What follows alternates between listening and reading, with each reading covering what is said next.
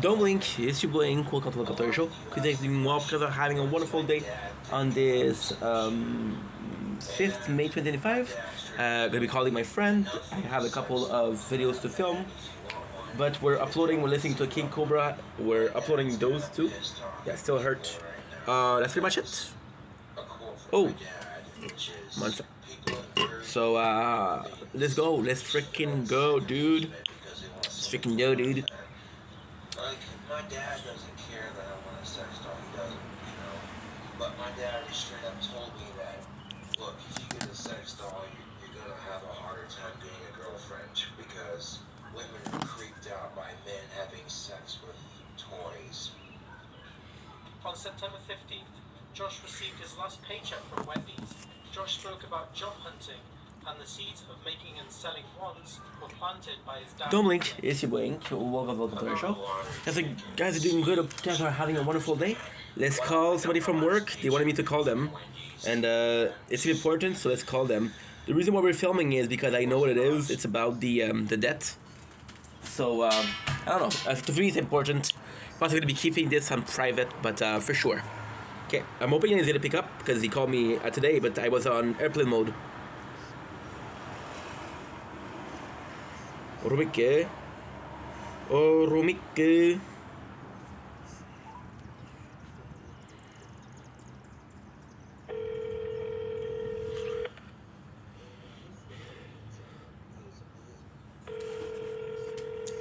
Couple de GFS.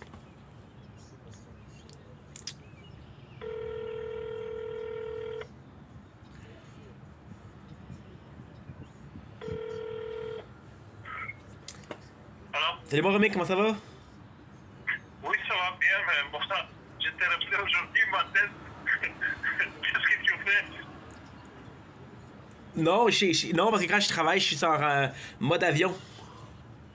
Oh, tu as commencé à travailler? Oui, non. C'est travail sous la table. Ah, ok. Tu comprends? Parce que sinon, le gouvernement va tout prendre. Comment ça va? Toi, ça va bien? Oui, très bien. Ouh, nice. Nice. Aidez-moi aussi. Je trouver du travail, si tu peux, aidez-moi. J'essaie parce que tu te rappelles Tim Horton? Tim Horton, tu te rappelles Tim Horton? Tim Horton? Oui. À côté PCT, tu te rappelles? Avant le pont. Il y a un magasin de fleurs à côté. C'est là que je travaille. Ok, mais c'est bien commencé. Yes. Est-ce que tu as contesté les situations avec le chômage? J'ai tout fait, mon chum. Mais avant, Romique, aide-moi un peu. Dis-moi, toi, qu'est-ce que t'as fait, toi? Toi, qu'est-ce que t'as fait? Mais toi, est allé et contesté, dit que écrit le formulaire qui n'est pas d'accord avec tout ça, hein? Moi, j'ai fait les deux. T'as dit, ok, c'est bon. Et toi? Okay. Toi? Moi aussi. Yes, mais, good. j'attends déjà les résultats parce que moi, j'ai fait ça le 8 avril. Mais maintenant, 5 mai. Mais, oui. Et pour les contestations, besoin un mois. Et voilà. Mais Romique, c'est pas... Ça pris dans OK? Si t'as reçu le 5 avril... Si t'as reçu le 8 avril, OK? Mais que t'as appelé pour la contestation le 8...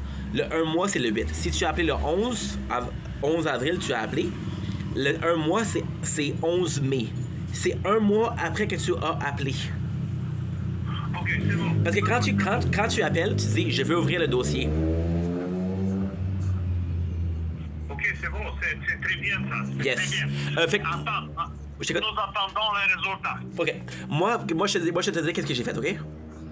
Premièrement, moi, j'ai appelé pour contester. Ils m'ont dit, OK, on va contester. Après, je me suis rendu au bureau. Oui, moi, j'ai fait la même chose. Parfait. Moi, maintenant, moi, c'est une situation un peu spéciale parce que j'ai dit, écoutez, moi, c'est pas vous que je veux pas, c'est que je peux pas. C'est que c'est à Laval, j'ai un bail, je conduis pas. Là, ils m'ont dit, vous conduisez pas. Vous n'avez pas de voiture? C'est bon. J'ai dit non, malheureusement. Ils m'ont dit, c'est difficile pour vous. Fait Ok, que- mais on va voir. Mais fais Oui, mais- utiliser toutes les possibilités pour annuler ça. Pour Yes. canceller toutes les choses. Yes. Mais comme je t'ai dit, moi, je suis de la même bateau que toi, mon chum. J'ai appelé, ils m'ont dit, OK, on va vous appeler d'ici 1 mois. Ils m'ont pas appelé. OK? J'ai fait, j'ai fait les démarches pour faire une contestation. Contestation, c'est fait. Mais il faut qu'ils m'appellent pour information. Ok, c'est tout. La même chose, moi aussi. Toi aussi, hein? Mais t'as aucune nouvelle, mon homme? T'as aucune nouvelle? Aucune nouvelle. Aucune nouvelle. Shit, c'est... Ouais. Mais est-ce que tu as appelé pour prendre au cas où? Parce que qu'est-ce que la fille m'a dit? Ça, c'est important. Qu'est-ce que la fille m'a dit? C'est que si tu donnes un peu si tu rembourses un peu de la dette, si, OK, on va dire exemple, OK? Exemple, tu donnes 1000 $. Exemple, OK? Puis là, là, eux, ils t'appellent et ils disent, Monsieur Romé Pastoulov, on s'excuse, il y a erreur, ils te remboursent 1000 $. Ok, mais moi j'ai pas commencé à retourner d'argent. Ah, OK. J'ai déjà eu le chèque Oui.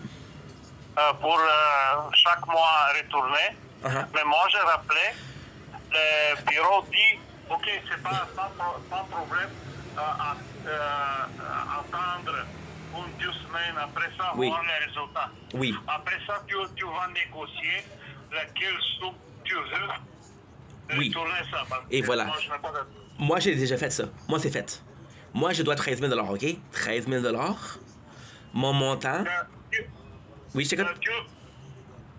Combien de dollars pour moi tu es capable? Parce que moi, j'ai dit... Non. C'est ça. Non. Et c'est eux qui te disent combien tu dois donner. C'est eux qui disent... Ils m'ont dit, do sute chaptis chinch. Oui, mais moi, j'ai dit que je suis capable de pas faire ça. Ok. J'ai dit moins. OK. Ça, c'est 250. Moi, j'ai dit 150. Parfait. OK. Si eux t'ont dit OK, remets que c'est OK, pas de problème. Mais je n'ai pas commencé à retourner d'argent. Non, Rembourser non, le c'est pas grave, ça. gouvernement, non. C'est pas grave, ça. Ok, j'attends les résultats. Et voilà. Après, voir les résultats, après ça, on va voir qu'est-ce qu'il doit faire. Mais là, moi, j'ai une mauvaise nouvelle pour toi. Là. J'ai une grosse mauvaise nouvelle. Là. Quand j'ai appelé la première fois, ils m'ont dit, monsieur, on vous appelle maximum 30 jours. Après, quand je suis allé au bureau, ils m'ont dit maximum 2 ans. 2 semaines? Non, 2 ans. 2 années. Quoi, 2 années? 2 années fait en analyse? Non, enquête. 12 ans pour faire analyse?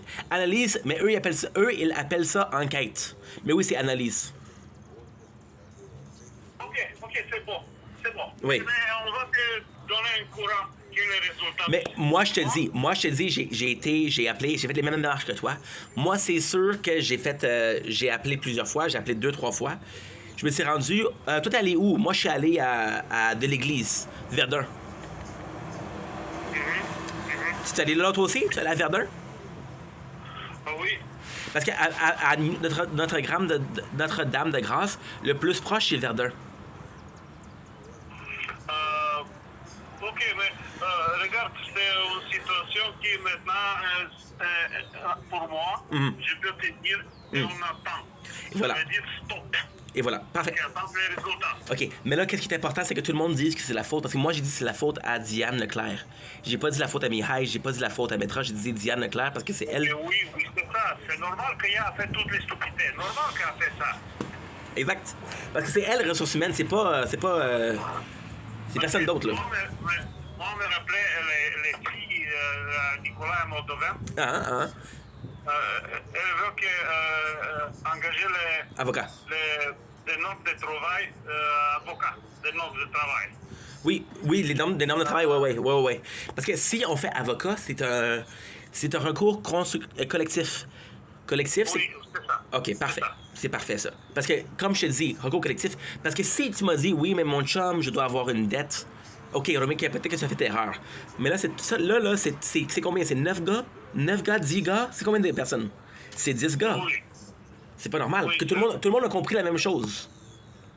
absolument. Tout le monde a fait erreur. C'est pas normal. Mais en même temps, Romain, moi, qu'est-ce que je te dis? Moi, je suis pas expert, je suis pas avocat. Moi, je connais pas. J'ai été dit, les démarches que j'ai faites, si ça marche, tant mieux. Si ça marche pas, qu'est-ce que je te dis, mon chum?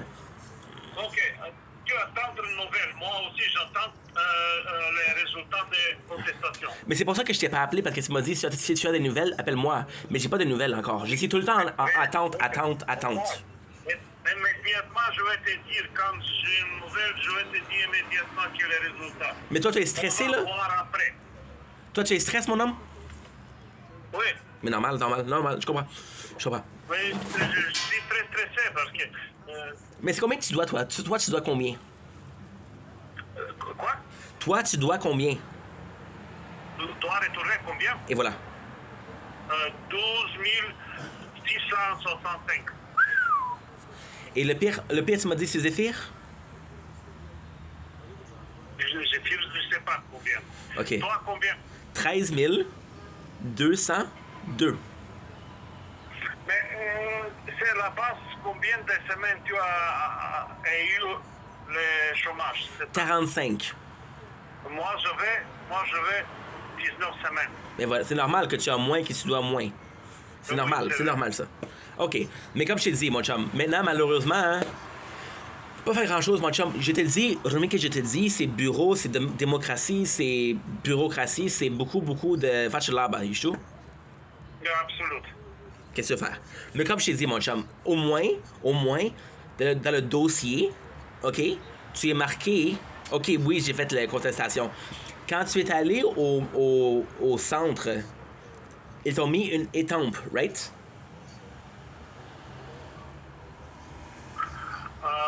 OK. Est-ce qu'ils t'ont mis une étampe? Quoi? Est-ce qu'ils t'ont mis une étampe? Je n'ai pas compris. C'est comme un sticker, c'est comme un collant qui dit, OK, oui, je suis contesté. Oui, j'ai Parfait. contesté. Yes. Good. Parce qu'il faut que tu prouves que tu as contesté. Oui, pour moi, chaque personne, tout le monde nous sommes. Moi, j'ai dit tout à fait comme ça. Raoul aussi, la fille de Moldovan aussi, Hein? le Grigor aussi. Hein? Il reste Mariano un petit peu, il reste Zéphyr, il reste moi, il reste toi. Zéphyr aussi la lettre. Non, Zéphyr, il m'a rien dit. Il m'a pas appelé. Non, il m'a pas appelé. Tu veux que je l'appelle? Non. OK. Mais aussi, Mariano, moi, je ne peux pas les communiquer avec Mais Mariano. Mariano, c'est différent parce que Mariano, c'est juste 4 mois. Il a pris juste 4 mois. Fait que lui, c'est quoi? Lui, c'est 6 000 $. Même pas, c'est 5 000, je pense. C'est pas beaucoup, là. Parce que moi, normalement, par 2 semaines, j'ai 880. J'ai 880 x 2, ça fait 1700. x 4, ça fait 6 800 $. OK, bien, Stéphane. Mais on va être en courant. Chaque personne... Promis, mon chum, promis. OK. Merci, Romic. Mon ami. Romic, merci de prendre soin de ça. Merci beaucoup, mon chum. Salut, mon ami. Bonne soirée. Ciao. Oh, Ciao, Romic. Si je...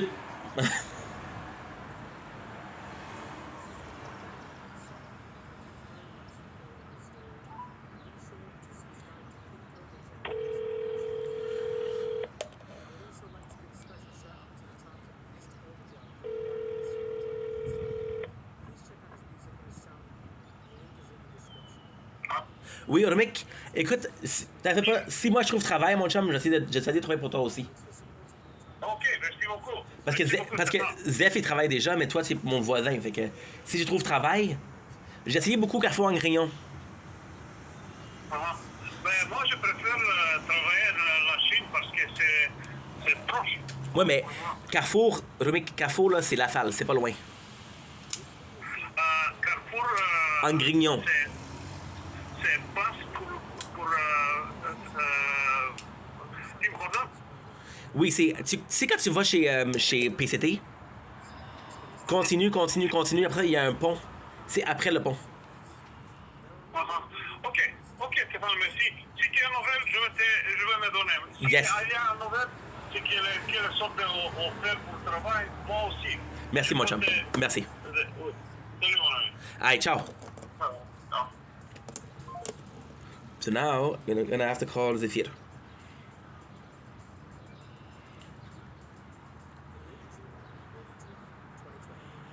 Unde Zephyr? He's a very nice guy. You can tell Romik is a nice guy, but he hasn't spoken French in a while because he's talking in Slovakian. So it's a bit harder for him to talk in French. It's okay, you mean you don't talk French or English for months. It's gonna affect you for sure. Okay, so, unde Zephyr? Voilà, Zephyr.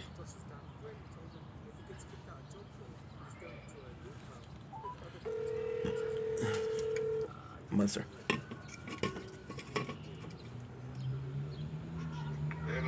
Salut Zephyr, ça va bien? Hey, ça va? Oui, toi? Oui, ça va. As-tu reçu ta lettre, mon chum? Parce que là, j'ai appelé quelques gars pour savoir qu'est-ce qui se passe.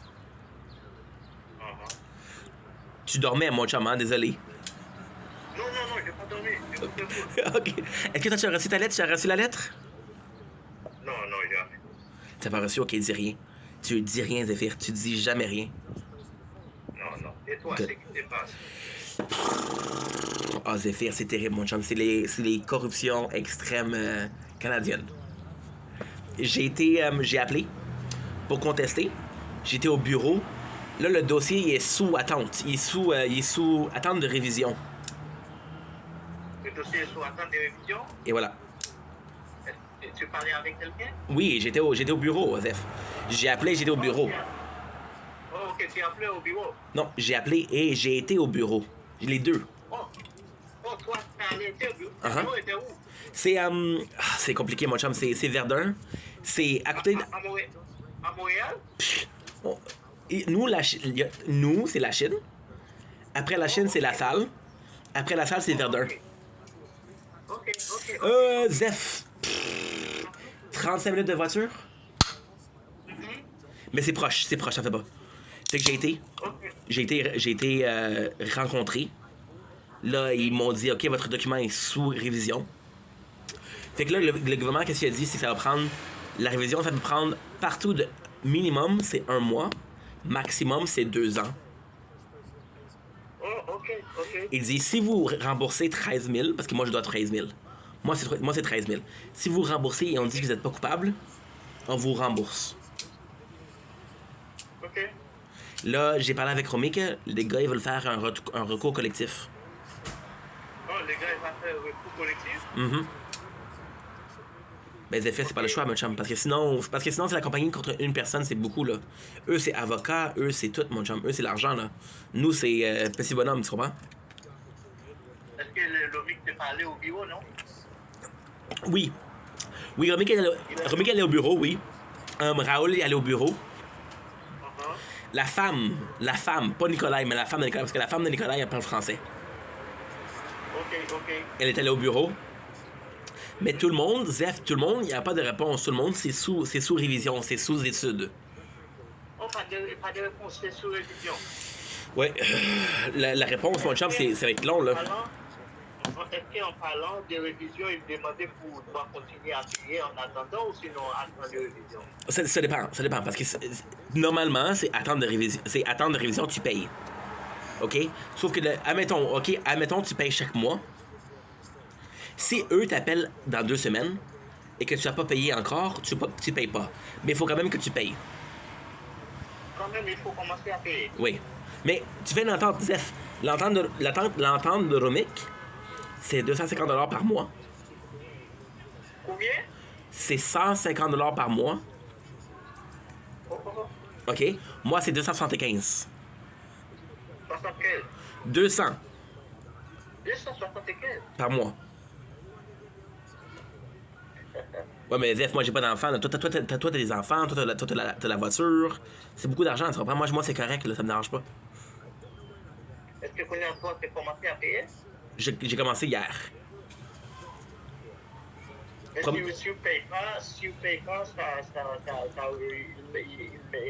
lui met intérêt ou non si vous Oh, ne payez pas? non, lui, c'est saisi. Alors, eux, qu'est-ce qu'ils vont faire? On va dire, Zéphirin Lichelet, tu dois 15 000. Ils vont voir tout ce que tu as, tous tes objets, la voiture, la télévision, le sofa, le lit. Ils vont voir la valeur et ils vont tout confisquer. Et après, ils vont dire, OK, c'est maintenant la date est finie. Oh, c'est terrible, c'est des requins, Zephyr. Mais Zeph, si vous n'avez pas reçu la lettre, mon chum, ça c'est secret. Dites-le pas. Dites pas à personne que vous n'avez pas reçu la lettre. Parce que tant que vous n'avez pas reçu la lettre, vous n'avez pas connaissance de la dette. Sans connaissance de dette, il n'y a pas possibilité de payer la dette. Oui, c'est ça. Maintenant, Zeph, moi, si moi je te donne un conseil, OK? Je suis comme mon frère, moi je te donne un conseil, OK? Dis rien, attends. Si les gars, ils font recours collectif, participe. Sinon, tu dis rien. Parce que si toi, tu reçois la lettre dans... Si toi, tu reçois la lettre dans 2 mois, puis tu commences à payer dans 2 mois, nous, peut-être moi, peut-être Romy, peut-être Raoul, on a la réponse pour dire, OK, oui, vous n'avez pas de dette.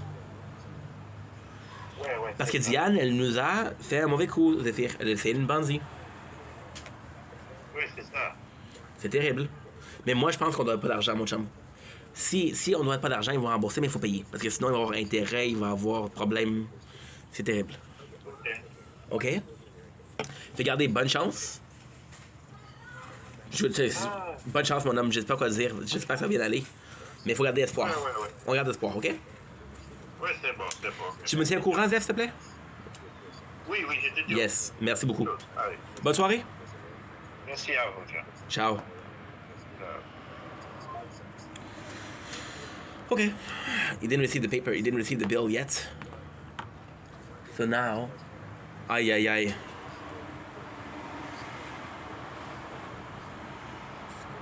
Oh, shit. Oh, shit.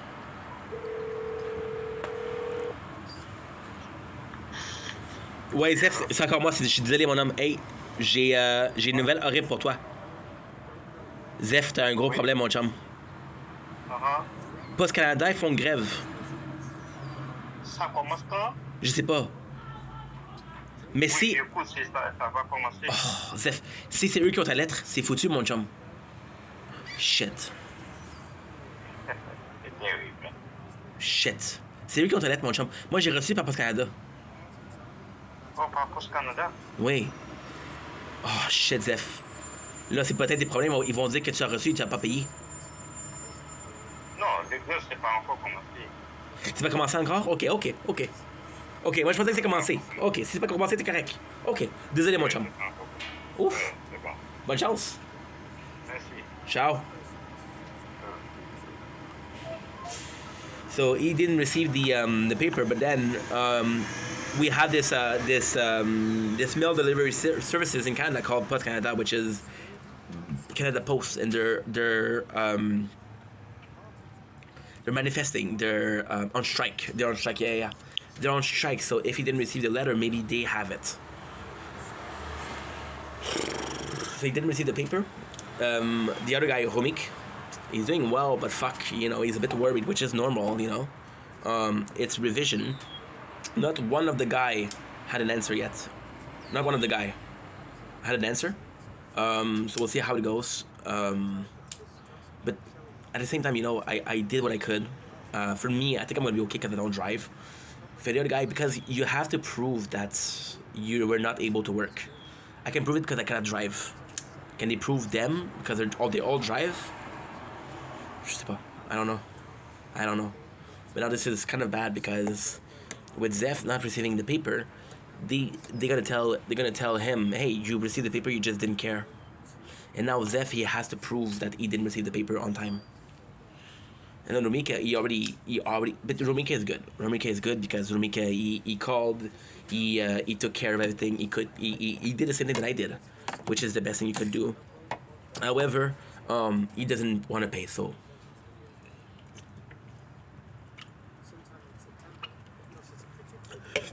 There'll be some consequences, guys. There'll be some consequences.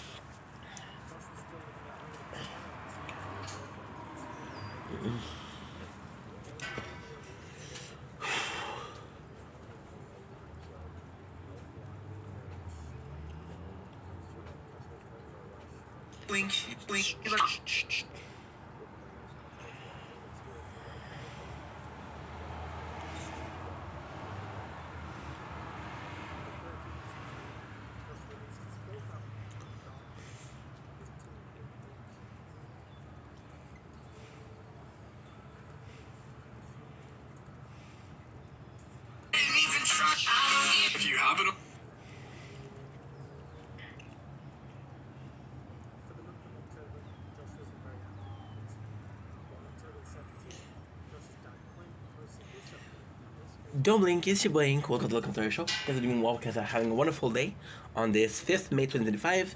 So we're just starting to make videos. We actually started a while ago that I have to call some of your friends for because I got a call this morning from a guy that's in the same situation for the debt as I am. So we had to call each other, then I had to call another guy. It took some time, but hey, at least this is okay. We'll talk about it, what happened. But yeah, we'll see how it goes.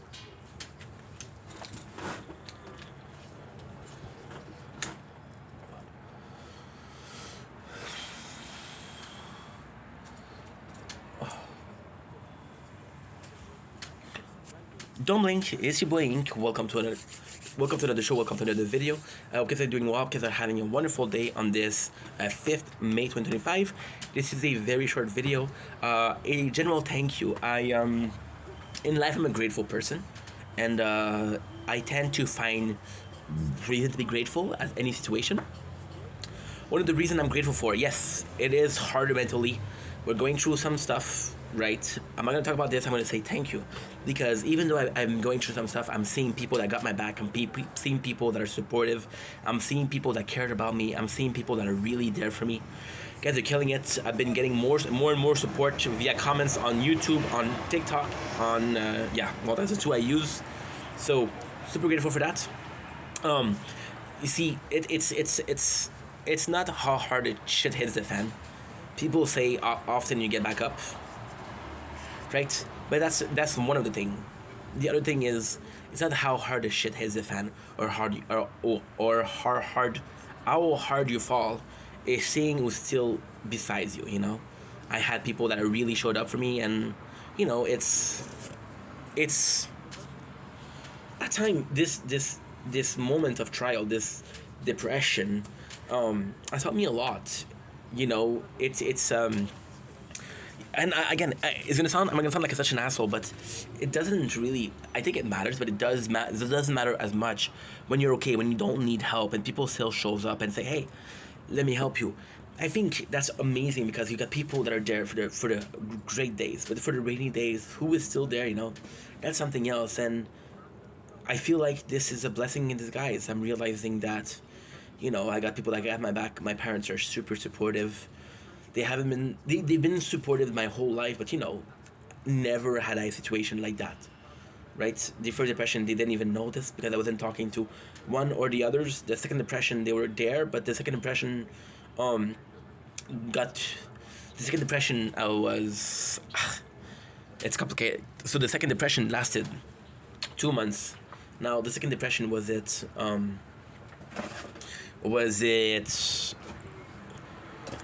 completely healed? No. Then we had a third depression that happened in October, and you know, they didn't even know, and now we have the depression, and now they know, they're being super supportive, right? So it's a blessing. It's a blessing once again. And my parents, I knew they were gonna be there, but how much they were making it easier, you know.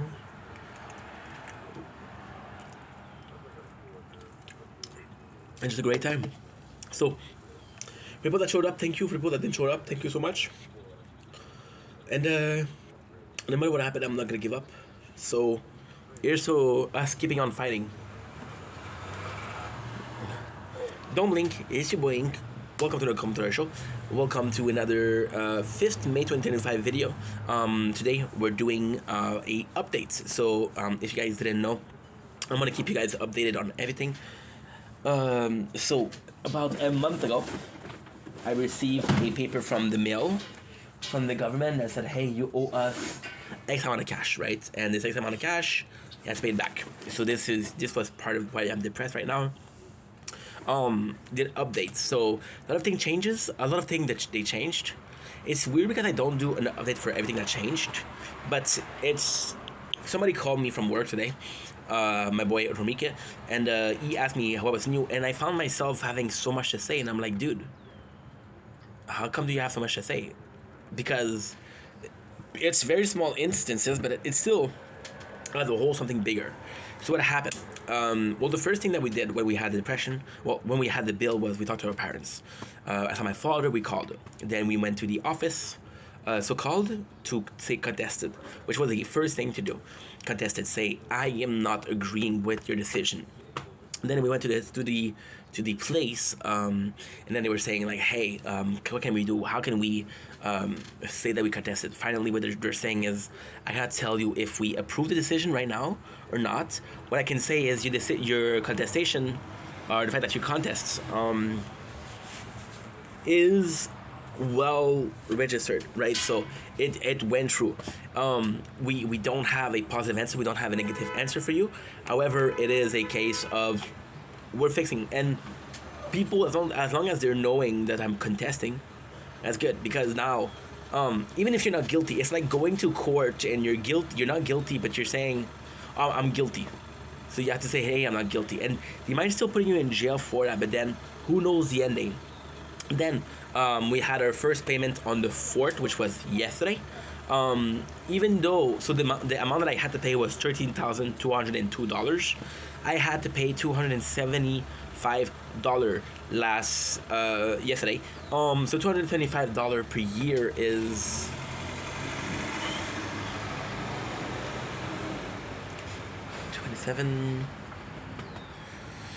2750 plus 500, 2750 plus 500, 2750 plus 500, that's $3,250 per year. Do 13,000 divided by 3,000. So it's gonna take me 3 to 4 years to pay back, right? So what they told me is, if you're guilty, if we found you guilty, you'll pay. And if we find you not guilty, everything that you pay will reimburse you.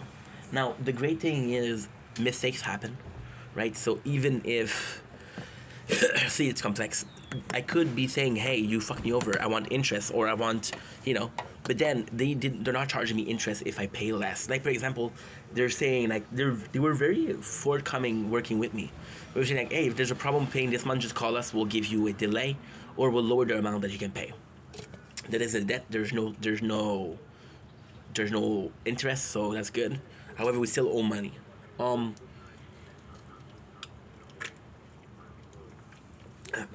That's for me. I guess I could say, with some music, why we contested. We said that we still had a lease on, and I would have to cancel, which would cost some money, which is not true. We said you were not able to get there because it was driving. Now, it is doable by bus. It is doable by bus, but it's 2 hours and a half, 2 hours and 15. It's in between. I don't remember the exact amount, but it's between 2 hours and 15 and 3 hours, and 2 hours and a half. And it's too far to go, right? So I was able to say, hey, I'm not driving. So this is what happened. Now we had some news because the guy called me today. We're a couple of guys that did the same thing that I did, which was apparently the only thing that you can do. So calling, contesting, and taking a deal.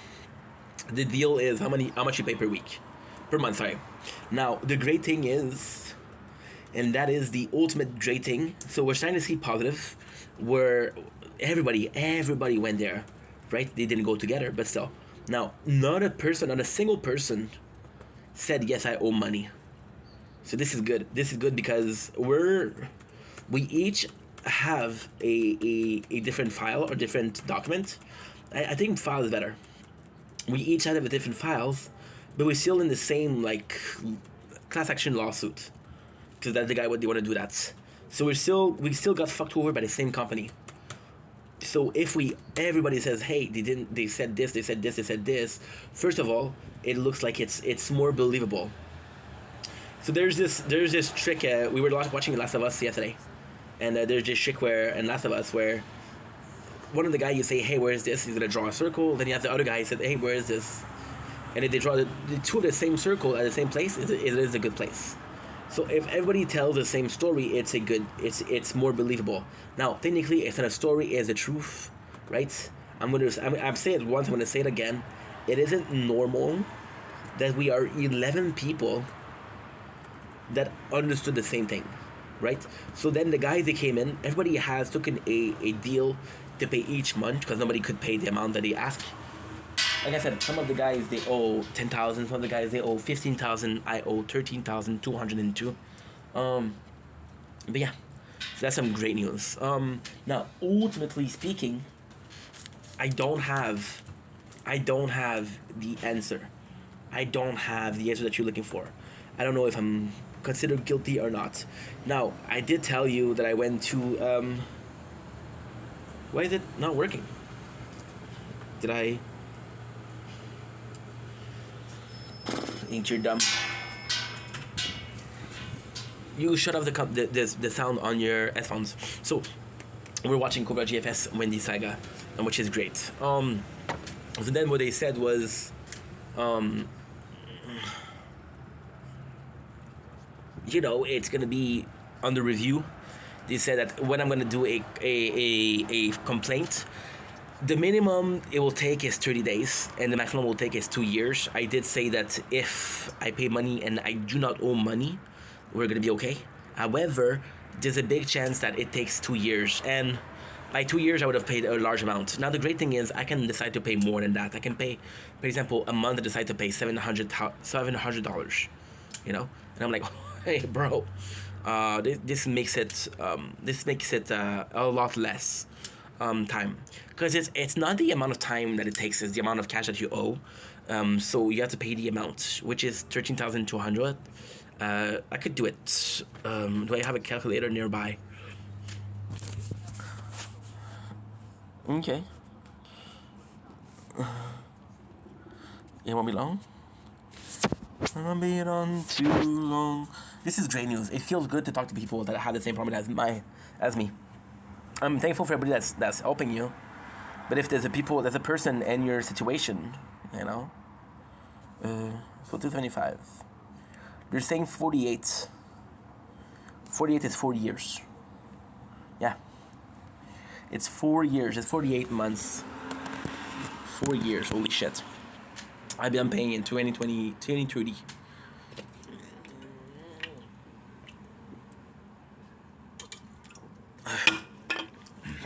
Yeah. I don't know. It does feel good that I said something to someone that's... I'm getting a lot more comments on the YouTube, which is great. I'm super thankful for that, because this is where I'm gonna monetize my stuff. There was this person saying, hey, I'm depressed too. And I was like... And I wrote something, and I don't know if he understood what I meant. But I said, I'm happy that we're in the same boat. Because it feels less lonely, you know? You know? Like, it's like... and we're watching a lot of Curb Your Enthusiasm, so that's also help. It's like this one guy who's single, and he has 7 friends that are in couple. Or, yeah, in couple is a good word. They're in relationship. Because you can be a triple, you can be a quadruple. I don't know if something, well, there's polyamory. But for somebody to understand you, they have to be single themselves. That's what it takes, you know? So then they'll understand, like, oh, hey, this guy's in the same situation as I am. He should be able to understand what I'm going through. That is pretty much it. To be completely honest, I'm kind of thankful. It's so weird, because I'm not thankful that this is going on, but I'm thankful that I'm not alone. I'm pissed off that this happened, but I'm thankful that we managed to get out of it. You know? First month is paid, which is 1 out of 48, which is about 2% of what I owe. Right? It's more than 2%, but barely. I think it's like 2.3%. I don't know. But yeah. And we're gonna end the video here. So guys, take it easy. I think we're pissing you off with all these haters talking shit.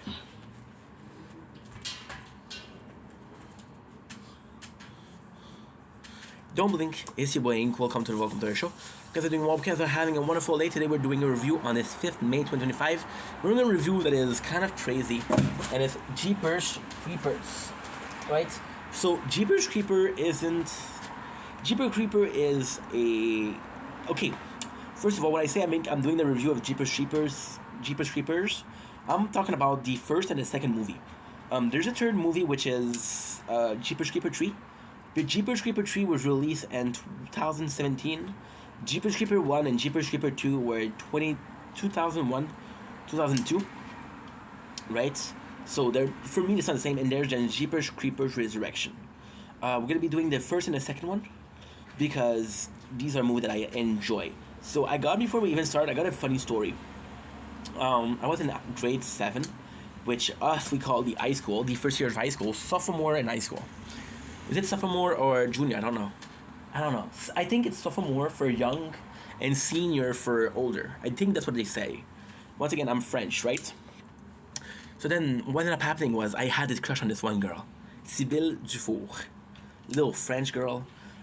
Sibylle, it was such a weird story. Sibylle. I know it's a review on Jeepers Creeper, but I have to talk about it because this is a Jeepers Creeper situation. Sibylle wasn't... I don't think I was in love with Sibylle, but she was the first girl that I saw who wore... she was the first girl that I saw who wore G-string. She was very sexual for someone that was 14 years old. I was 13, so she was a MILF. So I think I was in love with the idea of sexuality, and she, in my mind, represent that sexuality. And Sibylle, that is the weirdest thing. That is the completely weird thing.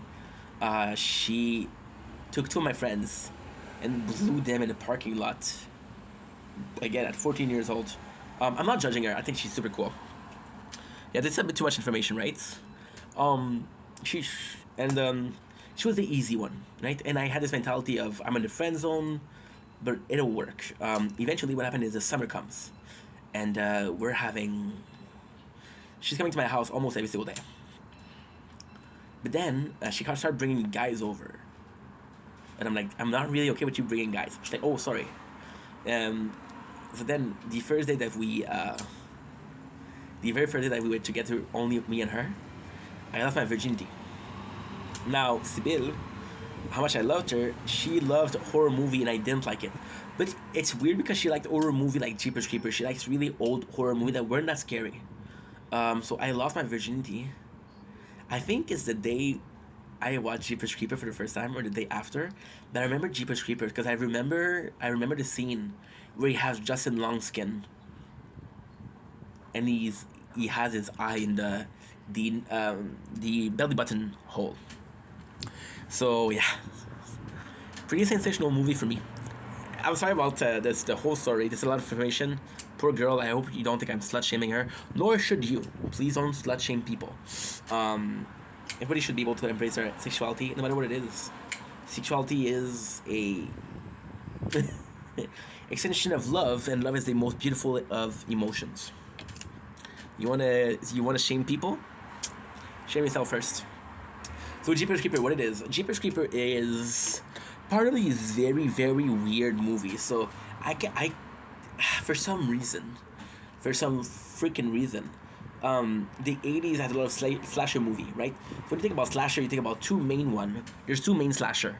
I think there's 3, but people will say 2. So the main slasher are possibly Freddy Krueger and Jason Voorhees, right? Now, ultimately speaking, that's not true. There's also Friday the 13th, which is Michael Myers. Now, why is it different? Michael Myers is a normal guy that is fucking shit of evil. Freddy Krueger is a spawn of the devil, and Jason Voorhees is a magic guy. Now, I like to add Chucky, because Chucky is also a slasher, but the Chucky is different because Chucky is more like a comedy than a scary movie. The craziest thing with Nightmare on Elm Street and Crystal Lake, Friday the 13th Crystal Lake, is that they're kind of scary, but they're kind of goofy. Like, there's a lot of Freddy moments that are goofy, very goofy, and people laugh at these movies, you know? Special, very special. But in these movies, there's also another subclasses of killers. One of those killers happen to be It the Clown. So why am I talking about It the Clown? Why am I talking about Jason Voorhees? Why am I talking about AX? What am I talking about? So many things. Because Jeepers Creeper has next to no lore.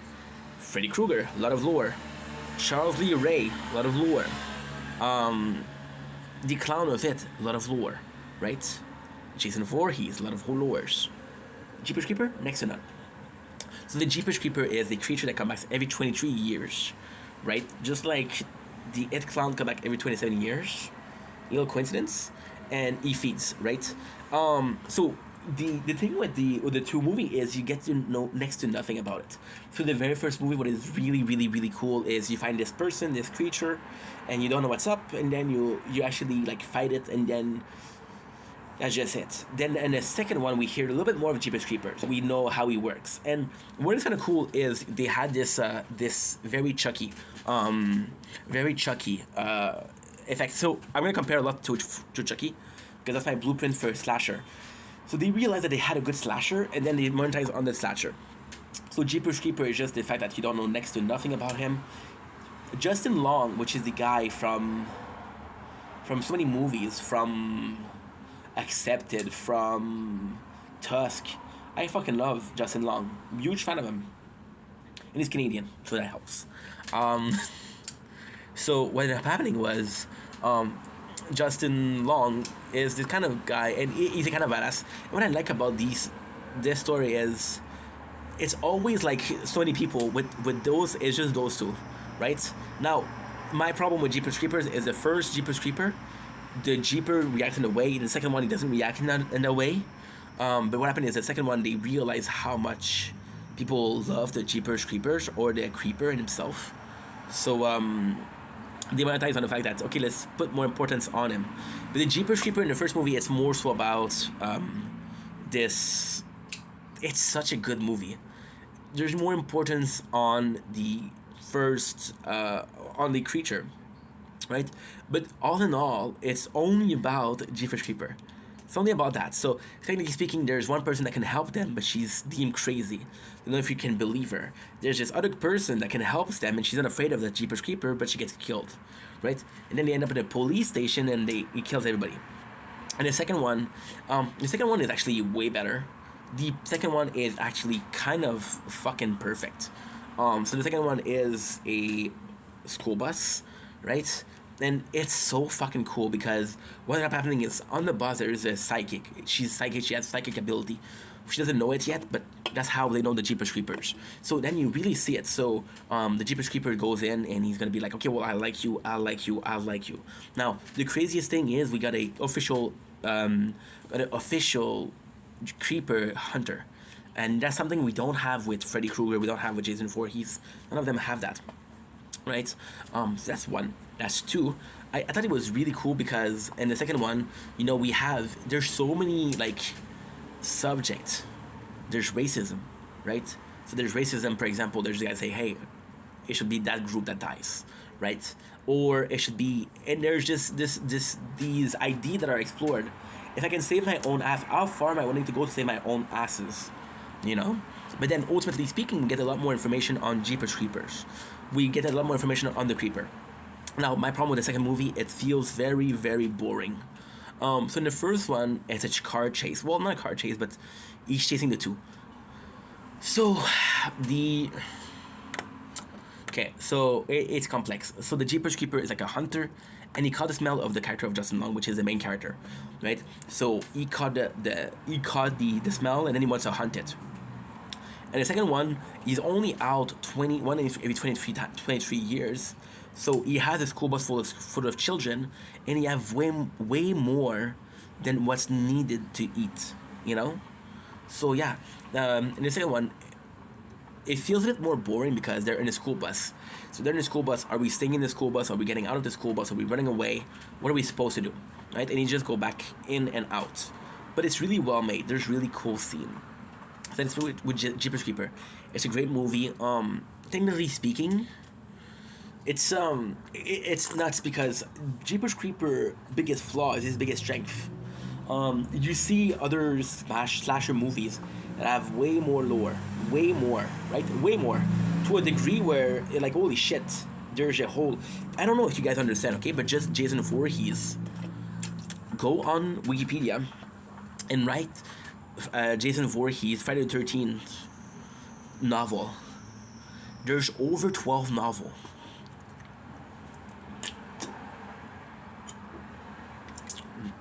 Nightmare on Elm Street. There's so many of them. So, it's not about getting the lore. I mean, I think when you understand the lore, I think it's becoming a bit boring, right? But one and all, it's actually pretty good. Because you're in a position of, okay, well, I understand everything. With Jeepers Creepers, you can just go mindlessly, watch a 2 movie. They're about an hour and a half each. It's an afternoon, you're done. You couldn't watch, technically speaking, you could do a marathon of Friday 13, but I don't think you would be finished. Because I had this guy, and he's the 80s slasher librarian, and he reads them. But even then, one of the book of Jason Voorhees, which is Friday 13, will be 8 hours. So they're great to listen, but you don't want to spend like a week listening to that, right? That's pretty much it. So that's your Jeepers Creeper review. Love you guys, take it easy. Peace.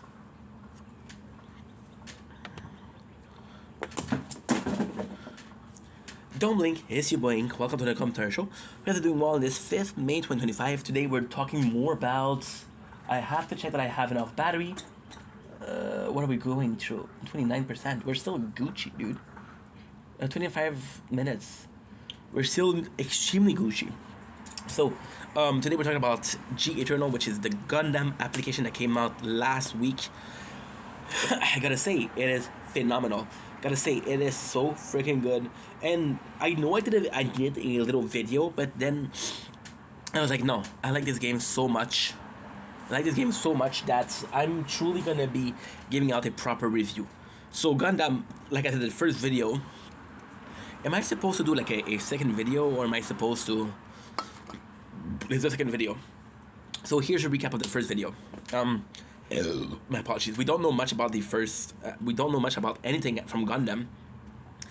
There's a lot of. Let's go with negative first. Then we'll go with positive. There's a ton of Gundam, but they all look kind of alike. There's a lot of fighter that you can choose. And the fighter you can choose that is actually quite nice is. This is so complex. I think I have to restart from 0. So we started to play. This is my second thought of G Eternal. We started playing a game called G Eternal, which is a Gundam application. Here's my first and second thought of it. I think it's a great game. So let's get into a review if you don't mind. I mentioned before having next to no knowledge on Gundam. And when I said that, I meant it. I have next to no knowledge. I know what a Gundam is supposed to look like. I know exactly what it's supposed to look like. But do I know more than that? Not really. This is as far as my knowledge go. So we're playing this game. And the very first thing that you notice is how much content there is. There's pages after pages after pages of different Gundam, and these are the good guys. So you have the good guys, which is the Earth Federation, which is the Gundams, and then you have the bad guys, and there are as many bad guys as there is good guys, right? So then you even have some of them that can transform into airship. They all have, and this is the cool part. So technically speaking, you have different. It's a gacha game. So you got different rarity. With the low rate rarity, what you can do with those. The fact that you can use all of the units is actually quite nice. So the first unit you're gonna have is low rarity. What you're gonna do with the low rarity is you're just gonna be using them as a fodder in most games. And these games, not. In these games, you can develop. Now, the greatest thing is once you clear a campaign stage, you can sweep it. So, for example, I clear this stage and it gives me a specific unit, right? This unit sucks. But I can sweep it and sweep it and sweep it and sweep it, getting it. And then by getting it, I'm able to evolve it. So evolving is actually quite cool. You can assemble. So for example, some of these units only have 1 tree, 1 evolution. Some of them have 2 or 3 evolution, right? Now, the strongest of the strongest has multiple. So you need like 3. One of them is 15. There's 15 just upgrades to get the character that you want, right? Now, this is the assembling. The problem that I have is a lot of the Gundam are similar, right? But then at the same time, it's just a matter of which one you prefer. Now, with the higher rarity, they have special skills. So, for example, I have this one where it's just amazing. I have this Gundam where when you kill another enemy, you have a second move. So this Gundam that I have has 3 moves. You kill one enemy, you get another one. You kill another enemy, you get another one. So this is phenomenal. A second thing, you have this perfect support system. So the support system is a supporter. So supporter, they're going to give attribute bonus to each of the Gundam on the field. So more health, more attack, which is great. ultimately they're not super good, but no. They have one skill per battle, so it's energy restore or it's HP restore. Right, now depending on their rarity, they have a better skill or they don't have skill at all. From supporters that have no skill, so the supporters, they're still gonna give you more stats, right? But they're not gonna give you anything else.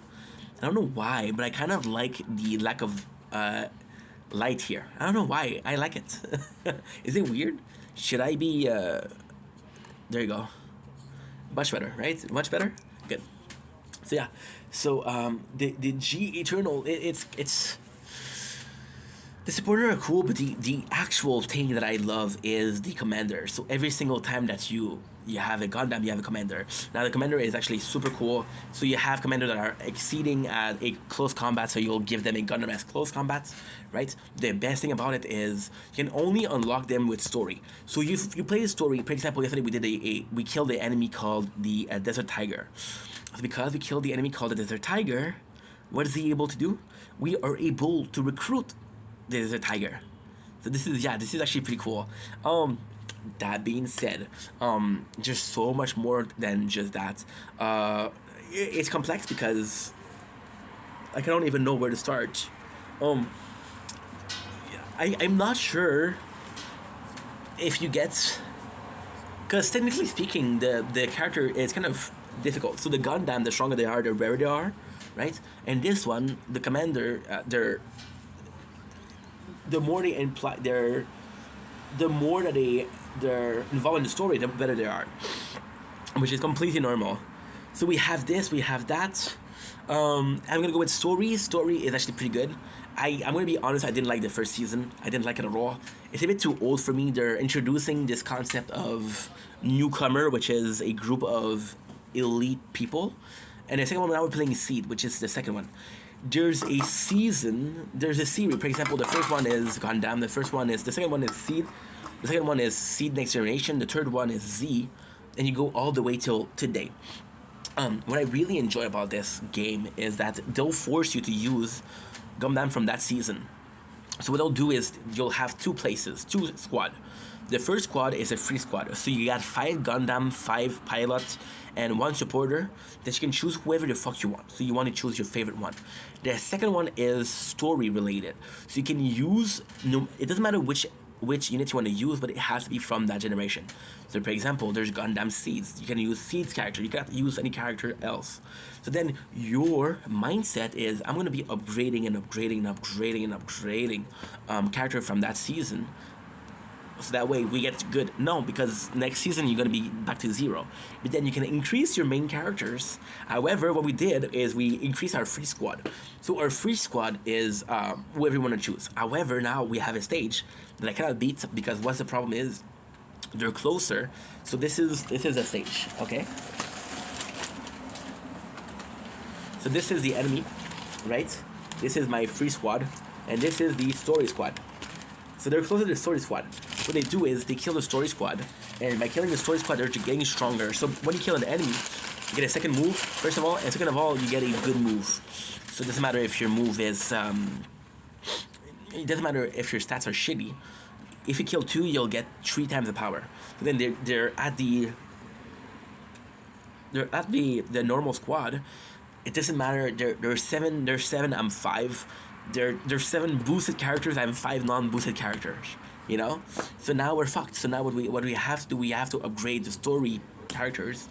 But upgrading the story characters implies that when I'm gonna be done with this series, I cannot do anything. Right? So what you would do is you would increase your characters, and then those characters can carry over, which is really good. That's really nice. The auto system is also super cool. There's a lot of story. I'll be honest and say this first season, the story was pretty hard to get. The second story is actually way better. The G Gundam Seed, I actually really like it. And what I'm gonna say is, it's funny because I got a tattoo of Bleach. Ichigo Kurosaki, we got Bleach, right? I love Bleach. I absolutely love Bleach. But I have a curse with Bleach, which Bleach is very narrative, very one-sided. So, ton of little elements that are here, to a conclusion that's only this one, right? Because we had this conclusion, because we have this conclusion, right? It doesn't matter how we got there. What matters is the conclusion.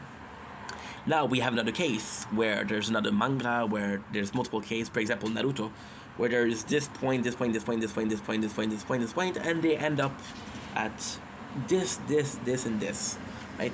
So it's actually quite nice. Now with Gundam, what is actually quite cool is they're visiting every story, every story. There's something you're gonna like, something you're not gonna like. With Bleach, if they would do a second Bleach, I don't know if I would read it. If I would read the second generation of Bleach.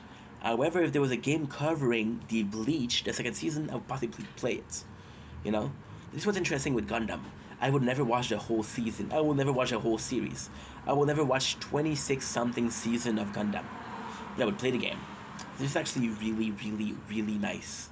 And that is pretty much it. That's my review of Gundam. Great game. Great potential. Can't wait to see where it goes. It's kind of repetitive, but it's actually quite nice because you have auto. So, it's basically a chill game. It's basically a super chill game. Domling is your boy. Welcome to our show. Guys, we're doing well because we're having a wonderful day on this on this 5th May 2025. Today we're checking out a movie which is Megalodon with Jason Statham.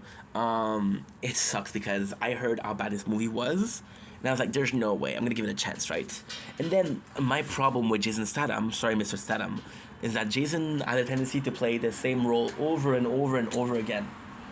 So like, okay, well, this is a good movie, but I saw this characters multiple times, right? He's pretty much One Direction, or it's pretty much like this one thing, and with Megalodon, you expect something else, and I gotta say, he did a really good job. Jason is actually pretty good in this one.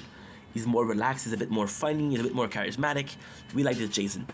Everybody said, no, this movie sucks, and I wanted to give it a chance because last week we saw Frank, which was one of my favorite movie, one of my favorite Jason Statham movie. It's not my favorite. So we watched Megalodon, and I gotta say, dude, the whole, to me, the best, the very, very best movie from the sea, horror movie is gonna be Jaw, and it's still gonna be Jaw. There is such a series with the sharks. You got Sharknado, you got Shark Nation, you got Shark Weeks, you got, even then, they mentioned it in Shark Week, right? They mentioned Shark Week and Megalodon. Megalodon suffer from being a cliche movie. We're going after the biggest of the fish, right? And Megalodon 2, guess what? The fish is even bigger. So you can do Megalodon 3 and only have a fish that is bigger. It's a completely different story. The movie in itself is actually pretty good. It's cringe. It's everything that you would expect. So I look at a movie like Expendable, and I see cringe. But then again, it's the perfect action movie, so you expect that. Megalodon, I know that it's gonna be cringe, but there's no saving graces. There's no saving graces. Expendable to me is a movie that knew that was cringe and embraced it. Megalodon is a movie that saw it was not serious and never was serious. There's a bunch of people, and there's the classic daughter that she has a father that she needs to please, right? So she end up trying to please him, and he's in love with her, so he's trying to help her, right? I would have, but again, there's no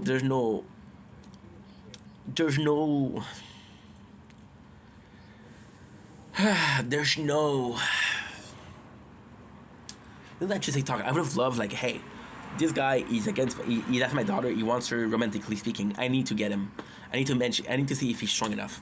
But then it goes in and he's the only guy that can cover. He's the only diver that's experienced enough to get him. And then, oh well, you're such a good diver, have my daughter. It doesn't make any sense. Got Dwight from The Office that plays in it. Rainn Wilson actually does a pretty good job. But then again, Rainn Wilson does a job whereas a comedic aspect. So you have a movie that's kind of cringe and kind of cliche, so much that it's funny. So you don't need funny characters. And then when you have funny characters, it's like we're intentionally doing funny. So Megalodon would have been such a good movie if they were pretending like it was super serious. Then when it came out and people say, hey. And after you wait a couple of months to say, hey, yeah, it was a comedy. But because they have funny characters, then you cannot pretend like, oh, it wasn't a comedy, right? Which is, I don't know, I would have preferred that. Next, we have, once again, the Megalodon itself. The Megalodon itself is actually an interesting concept. I think they bank on the fact that we don't know what's deep down there, right? and it's actually quite nice. It's actually quite nice because it's the faction of, there might be a beast down there that is that big, right? That size, right? Ultimately speaking, what would you do? But I just don't believe we don't have the equipment to kill it, you know? We have nuclear bomb, and I'm sure we can have something like that. And then the problem also is, I don't think a beast like that would be able to exist, right? Because the ecosystem completely would be fucked up. But then they sell it to you. And they did that, but they could have done something else. They could have done a giant sea serpent or a giant eel. They had to choose a shark. So because it's such a overused animal, you're like, oh, another shark movie, right? Again, not great, but not, you know what? People will say it's one of the worst movies they ever made. There's a lot worse. Megan has this saving grace where there's a lot of budget, so at least the movie is well made. The story, the script, the narrative sucks, but it's well made, right? Give me a movie where there's good effects. So give me. We just made a video about Jeepers Creepers. Give me a movie like Megan, and give me a movie like Chucky's, right? Chucky is 10 times better than Megan, but Megan, because it's more recent, has better graphics, and people are gonna choose Megan. That is pretty much it. Anyway, I love you guys. Take it easy. Peace. Don't blink. It's your boy Ink. Hope you guys are having a nice 5th May 2025. We're doing a special video today. We're doing the first thought and the final thoughts on Blue Eye Samurai. So what I usually do is I see a trailer and I say, hey, this could be good. And I watch the first episode and then I give you my first thoughts. However, we watched a show called Blue Samurai on Netflix, and it was so freaking good that we watched the whole thing. And I gotta say, you gotta watch this series. It is so good. So what is the story of Blue Eye Samurai? The story of Blue Eye Samurai is actually quite simple.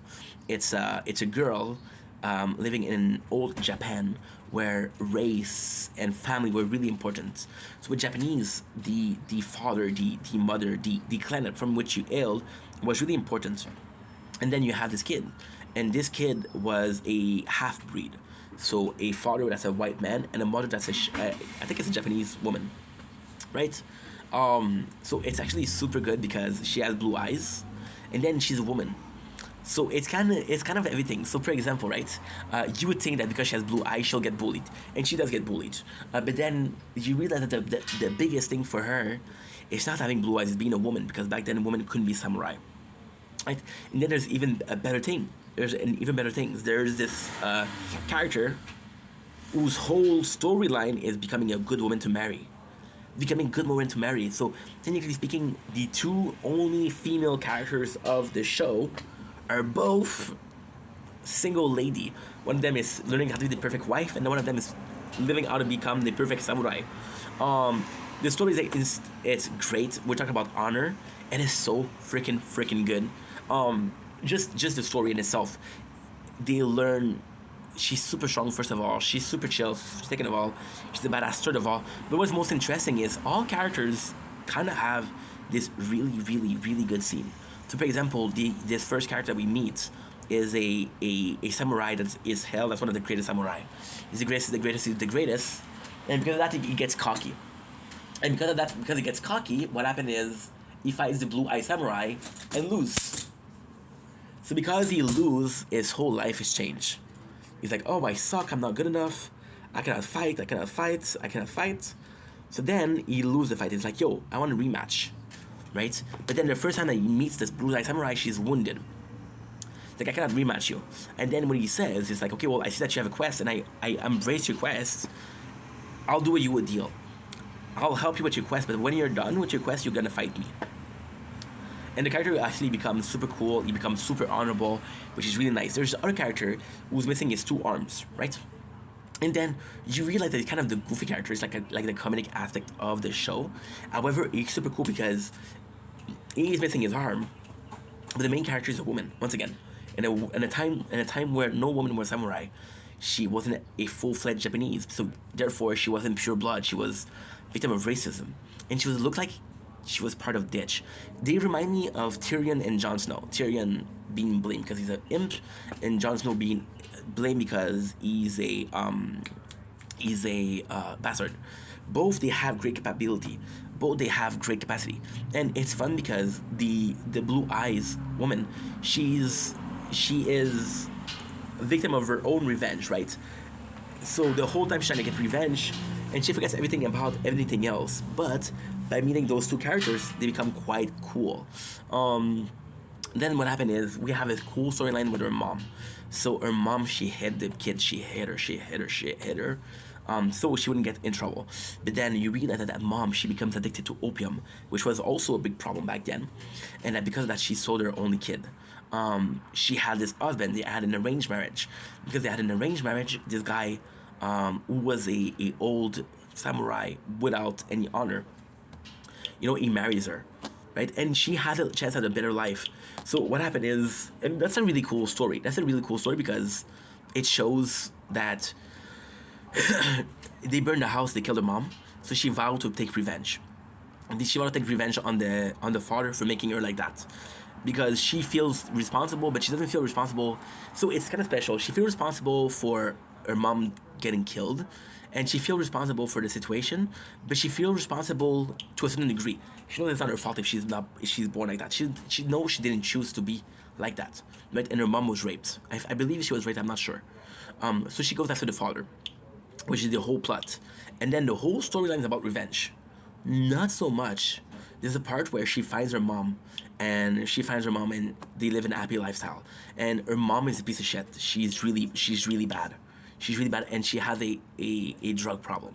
So she steals from them, and then there's a time where they tell her, hey, we're not going to give you cash for medicine anymore. We're not going to give you cash, you're addicted. So she's like, okay, well, fuck you. So what she does is she sells her own daughter, right? But then it's also implied that the husband could have killed her. The husband could have betrayed her because they gave him a chance to become somebody great again. Now, the greatest thing about it is because she's weak, she wants to work out. There's so many moments like that. I'm going to take a small example. And this example is going to show you how cool the show is, really. So there's a small moment in the timeline where she is, sorry, we're playing the tower. She has weight on both legs and both arms to get heavier. And when she takes them off, she's super fast. And then you realize that she has a moment with her husband. And her husband is wielding a nagata, which is a longer katana. And what happened is, he's like, yo, that's a better weapon. She's like, okay, well, not really. But then you realize that the weight that she has on her arms are not weights. They're part of a pole that she can put together to have a nagata. And that's a real weapon. That's actually super badass. The show is really well made. It's really nice. The narrative is super nice. It is kind of long. It is an 8-hour series. But it's super good. And you're not going to get bored. And this is my review of Blue Eye Samurai. Love you guys. Take it easy. Have a lovely day. And I'm going to let you with something extra. Just because I love you guys. I'm going to give you something extra. Netflix was behind the series, and Netflix was so confident of the series that they put the first episode for free on YouTube. So if you wanted to watch the first episode for free on YouTube, please do so. Don't blink, it's your boy Ink. Welcome to the commentary show. You guys are doing well because we're having a wonderful day on this 5th May 2025. Today we're approaching kind of psychological project. I know it's dark outside, but this is my last video of the day, so please bear with me. Please bear with me. We don't have to suffer the horrible lighting of ink once again for long, okay? So today we're talking about the George Costanza dilemma. So, I often tell you that I had a problem being Ink Vendetta. I often tell you how I'm kind of affected, I'm kind of afraid and affected by the fact that Ink Vendetta is getting more and more popular, because Ink Vendetta becoming more and more popular equates to me being Steph. It's the I used to say it's the Eminem dilemma, right? And there's an Eminem dilemma. So I'm going to repeat myself and I'm going to tell you the story of Eminem. Eminem was a brilliant artist, still is a brilliant artist, that went through a lot. And because he went through a lot, he became Slim Shady. Slim Shady was a mask that he used and a character that he used to be the darkest side. And then when in trouble, he would say, hey, that's not me, that's Slim Shady, right? But then he healed. With time, he healed and he became happy again. So then he went back to being Eminem. But then people were already used to Slim Shady and said, hey, We don't want Marshall Mathers, we want Slim Shady. So then Eminem was in a position where he was being himself and be making the music he wants to do, but nobody wanted that, right? And that's a hard thing. And then I was always afraid of that. I'm like, what if I'm known for this? What if I'm known for that? People talk to me a lot about anime, and I love anime, but I don't want to be the anime guy. So yeah, there is this small fear. There is definitely a small fear, but at the same time, you know, it's a bit more complex than that, I guess. So, long story short, what ended up happening is Eminem's becoming this person that doesn't care about selling CDs. He cares about being himself, which we love for him, right? We actually love that for him. But at the same time, he doesn't sell as much CD, right?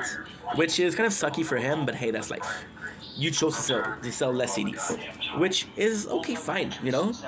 You have to accept reality sometimes.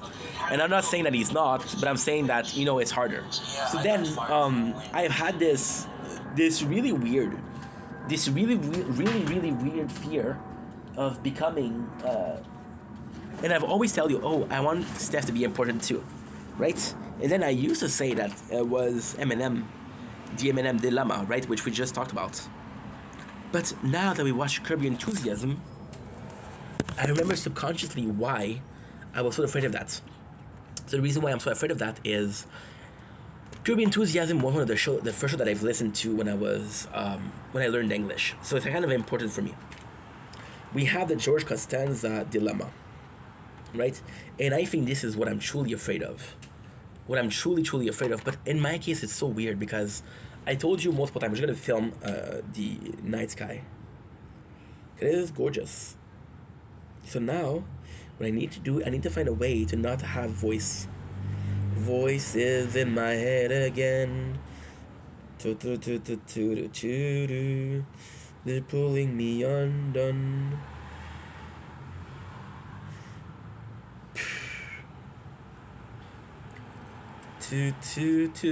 Yeah, we're gonna do that. Okay, we're gonna do that. That's gonna be good. It's gonna be more than good, actually. Technically speaking, that's not good. So Diablo's on which console? On with the cell phone. On this one, right? Yeah, it is. So I have to charge this one. Already heard. Okay, we'll see. We will see it. Okay, cool. We're just gonna be posting one video. They're telling me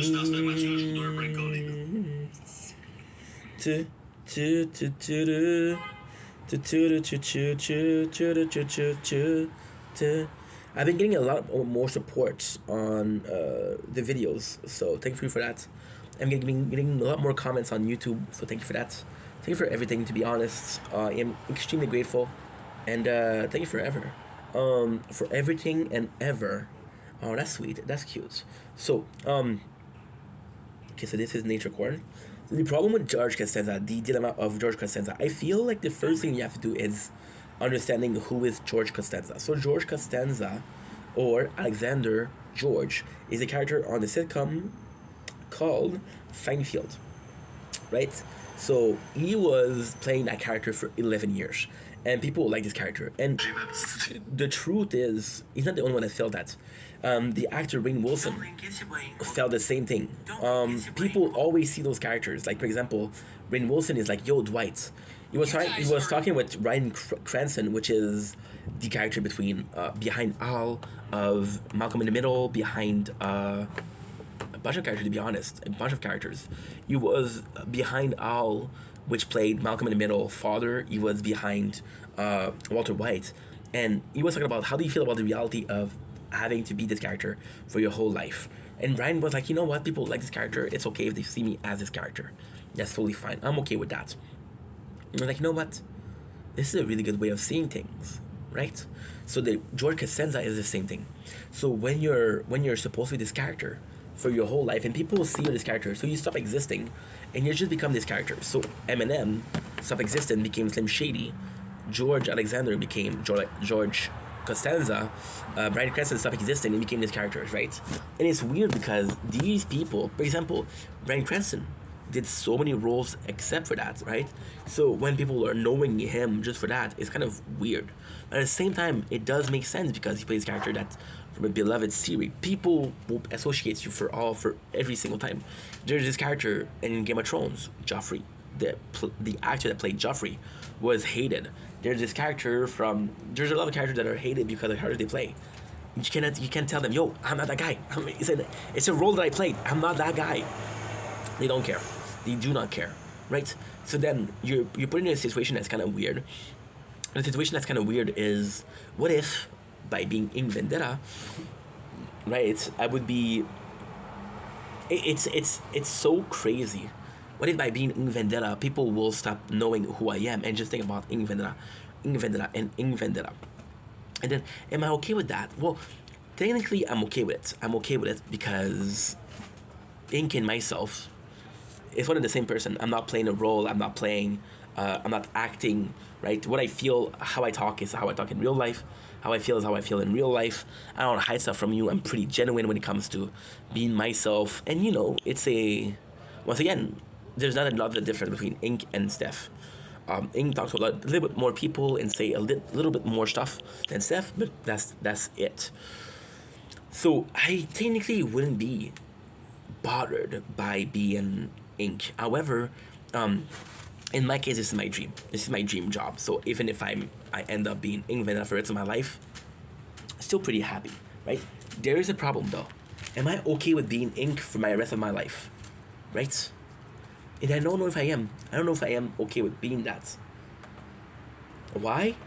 Because there might be a time where I want to be Steph, Imagine going to vacation.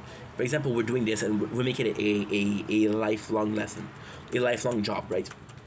For example, I go to get married, right? And we go to the hotel, right? And it's me and my wife. It's not me being this internet celebrity with my wife. It's me and my wife as two normal people, two equal partner and an equal relationship. And people start calling me Ink and Ink and Ink and Ink. And then it's also something else. It's my friends. For example, my friends. You're Ink friends. No, you're a fucking human being. I was talking with Janice today, my best friend, and we were having a conversation about life in general, and I have a problem right now, where is my algorithm is completely fucked up. I'm getting gaming algorithm for the normal channel, and I'm getting normal content for the gaming channel. Now, ultimately speaking, I want to have a gaming algorithm, right, for the gaming channel, and I want to have a normal algorithm for the normal channel. Why? It's actually pretty simple. I'm the kind of guy that believes that, as long and as often, but more so as long as I'm working on the gaming content, I want to work on the gaming content. When I'm not working on the gaming content, I don't want to hear about gaming, right? I love gaming. That's not a question, but it's just the way I feel. So I wanted to do that. So what I do is, if I see somebody in the algorithm for the normal channel, I'll send in a I'll send to myself a link for the gaming channel. I'll say, hey, follow that guy. That way, by following this guy, I'll get more gaming content, which is good. But then, because I'm talking to Janice so often, my first name in the chair is not myself, it's him. So I share it to him a lot, and then he's like, yo, who is that guy? Because I keep on sending him, and it's annoying because I'm sending him almost every single day somebody else. And he's like, dude, who are those people? And I told him the story. Now he understood, he's okay with it. And I said to him, and I didn't mean anything wrong with it. I wasn't trying to be an asshole, wasn't trying to be mean. But I told him, don't worry. The people that I would like for you to follow, the people that I would like you to get to know, you already know them, because me and Janice go back for 2 years. And 2 years is, my circle, what I do, who I am. You get to know somebody, right? And it's friends. If you have these friends for 2 years and you don't know anything about them, are you really friends? It's kind of weird. And then, as a joke, I said, and they know you too. But then I was like, holy shit, what an asshole. Because I didn't mean to be mean, but imagine only being known from being the friend of somebody. That's kind of shitty. You want to be known for being yourself. You want to be known for being who you are, yourself. Not, oh, this is the friend of this one, and he's kind of cool because this one is kind of cool. It doesn't make any fucking sense, right? So all of that said, all of that being said, we're coming back to one simple thing, right? What if I lose all sense of self? I lose all sense of identity to become something, right? And then it's kind of nuts. It's kind of nuts. To name, it shouldn't affect you, and I don't care. People call me name every single day. I don't care. But imagine being a father, and one day your kid calls you dad. The next day he calls you dad, and for 15 years he calls you dad. Then one day he calls you Steph. Say, hey, Stefan. Like, oh, fuck. I'm dad. Why did I stop being dad, right?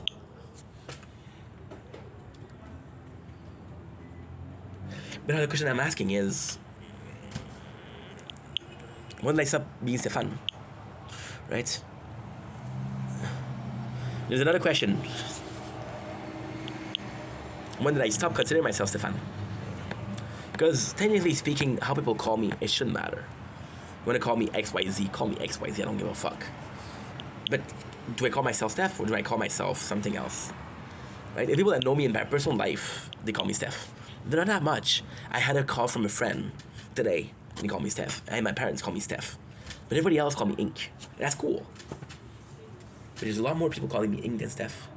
And I've been Ink for what? For 4 years? And I've been Steph for what? For 32 years. It just feels weird. You know? So we're trying to get to this George Costanza thing. And it's tough because this George Costanza thing is, once again, the exact same thing. When did he become George Costanza? Stop being George Alexander, right? I don't know. And then I think Seinfeld is actually a really good example because everybody suffered from that. Jerry Seinfeld was known as Jerry Seinfeld. Elaine, which is played by Julia Louis-Dreyfus, is known as Elaine. Everybody is known as their characters. Kramer, I don't even know the name of the real name of the guy, and I've watched that show multiple times. Right? And then the one that got away with it was Jerry Seinfeld because he is Jerry Seinfeld, right? Then I grew up with movies, with shows like. And I think that's a really good example too. I grew up with shows with, you guys know the show that I listened to when I was younger, Kenny vs. Penny. Kenny Otts was himself. So people would call him Kenny Otts and Kenny Otts and Kenny Otts, and he didn't change his name. And then you had the Trailer Park Boys. We were typecast. They played Ricky, Julian, and Bubbles. And then they started to do different shows. Like, for example, they did the Drunken on Drugs, right? And they had, I think it was 8 or 9 shows on their I don't know what you call it, their banner, which is swearnet.com. And Swearnet tried to do something else like Trailer Park Boys. People just watched Trailer Park Boys, the podcast and shit like that. People didn't care about the other shows. So these 3 actors try to play in different things. They try to play in different things. The only one that I saw in the other thing is Ricky, played by Rob Wells. Rob Wells, Ricky, Jean-Paul Tremblay, Julian, and Mike Smith, which is Bubbles. I know my shit. And then there's actually the actor from J-Rock who became Mr. D Principal. That was kind of special. But yeah, it's nuts. It's nuts because these 3 guys were Trailer Park Boys for so long that they stopped doing that. You know, I'm watching also this guy, Nikocado Avocado. He will never be Nikocado Perry. Nicholas Perry, because that's his real name. He will always be Nikocado Avocado. I'm watching Chelsea Lynn. Or will always be Cheddar Trash Tammy versus Chelsea Lynn. I'm watching... but you see that's different because you see Good Mythical Morning and you see Rhett and Link. And Rhett and Link are Rhett and Link. Right? Such a weird thing. And then, you're saying what a weird video to do. It's not a weird video. When do people stop being themselves? When they become something else? Right? You got this plumber. And this plumber is a plumber 5 days a week, 8 hours a day. The weekend is himself. When he's at home, he's himself. If he's lucky enough, he's called Dad. If he's not lucky, he's called Samuel, Gabrielle, whatever the fuck you want to call him. but the rest of the time he's a plumber. Right? That's pretty much it. That is pretty much it. Anyway, love you guys. Take it easy. Peace.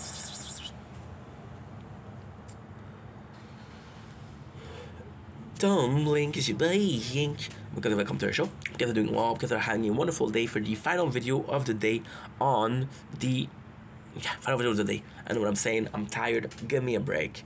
Give me a moment to run and hide. Give me a moment to find this hard sound. Give me a reason. I wish you would. I wish you would. Wish you would. Give me a reason for disaster, and I'll be happy ever after. But today's race. Today we're doing a video. We're doing a review of the movie Don't Look Up, which is Cosmic Denial, with grandiose actors like Jonah Hill, like Jennifer Lawrence, like Leonardo DiCaprio, like Timothée Chalamet, and I'm forgetting 25 people. I'll write you guys, every single one of them, 25 letters. Now, if you were to look at the letters one with the others, you realize the only thing that changes the name, so it's not the personal letters. I mean, you're not supposed to do that, right? You're supposed to be in denial. So the movie Cosmic Denial is a funny movie because it was released during the pandemic. We all remember the pandemic. Sure, the lack of lighting. I kind of like doing this without lighting. It gives a little je ne sais quoi. It gives a low quality. It gives a little bit of a bullshit. I'm watching a lot of Cobra GFS right now, so this is what we need. So during the pandemic, this movie released. I watched a little bit of it. I watched 30 minutes of it, and I fucking hate it. I think it sucks. Not a little bit, but a lot. And I'm like, what the fuck am I watching, right?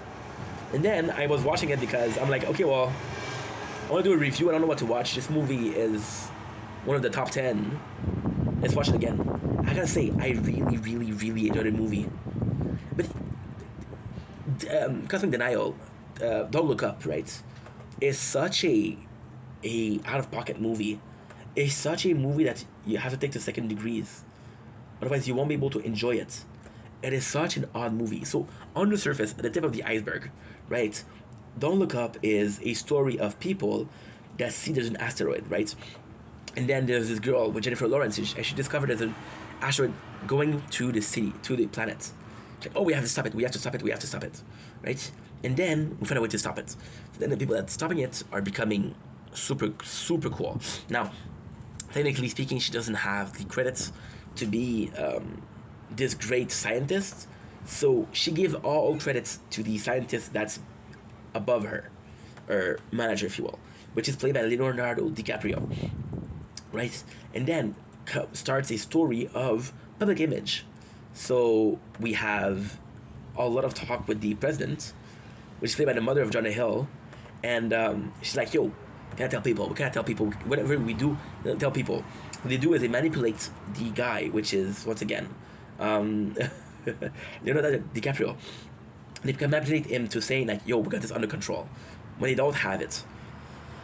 Right? And then what they're saying is they build this guy a career, and they build this guy a whole identity and a whole life, right? And then you realize that he's kind of a victim in all that. Why? Because he didn't say, no, I am not interested. He kind of runs along, right? And then the craziest thing about the Don't Look Up is that asteroid is coming, it's coming, it's coming. And the more it comes, the worse it is, because we're all gonna die, right? And then what happened is they find a way to destroy it. But upon a closer look, they find that the asteroid is full of mineral, right? And then they said that this would give job to people. So it's like, okay, well, we'll kill a bunch of people, but we'll give them jobs to other people. So then it's political. Do we destroy the asteroid or we cultivate the asteroid, right? That's a movie. So I know what you're saying, dude. That's not a movie.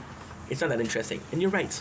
The interesting part is Jennifer Lawrence, and they try to buy her. They try to do the same thing that they did with Leonardo DiCaprio, and make him a career and make him a sex symbol, and and she didn't buy it. So then people said, "Hey, she's crazy. She's crazy. She's crazy." And then she ended up in a roller coaster into a life that she doesn't deserve. She stopped believing in things. She becomes this public enemy number one. People hate her, which is kind of sad, right? Because all she did was say the truth, right? But then the whole movie is about this lie. Don't look up. Do not look up. Everything is okay. This whole movie is about popularity. It's about clicks, about public image. I can protect you when I cannot protect you. I'm lying to you, but I want some votes. Right? Now, why is this movie good? This movie sucks. I like the concept. I like the below the iceberg level to it. But apart from that, it all sucks. Because this, although it's interesting, the fact that we're lying to you is interesting. But it's not that interesting. And now I'm saying, what did you say this movie was good, Ink? Because the final scene. You know, every single characters from the movie that we like, every single good guys, are on a table. And they're eating a meal. And the movie ends by them eating a meal and the table shaking. And they get hit by the asteroid. So this is where lies in the sea can lead us. It's a great movie. It's a great lesson. I hope you guys give it a chance. I hope you enjoy it. And whatever you do, don't look up. Oh. Okay. Good. So how much batteries do you have? Don't stop caring about me now. Walk away. You know how. Don't stop caring